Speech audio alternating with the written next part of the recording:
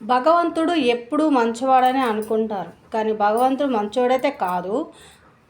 కానీ మంచి వాళ్ళని ఎప్పుడూ తీసుకెళ్ళిపోతుంటారు. భగవంతుని చాలామంది అయితే తిడుతూ ఉంటారు. నేను అనుకునేది అది, ఎందుకు భగవంతుని తిడుతున్నారా అని. కానీ ఇప్పుడు మా నాన్న పోయినాకే ఇప్పుడు నాకు తెలిసింది ఎందుకు తిడుతున్నారని.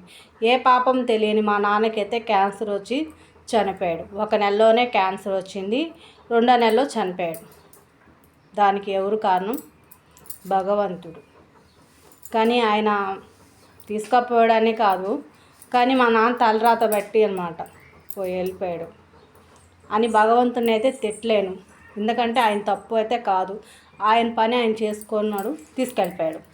కానీ మా నాన్న పుట్టేటప్పుడు ఏమని అడిగాడో తెలీదు, అందుకే సగం రాత రాసుకొని వచ్చాడో ఏమో, అందుకని తీసుకెళ్ళిపోయాడు. ఐ మిస్ యూ నాన్న. మళ్ళీ నువ్వు పుట్టాలని నేనైతే మనస్ఫూర్తిగా అయితే కోరుకుంటున్నాను. I miss you.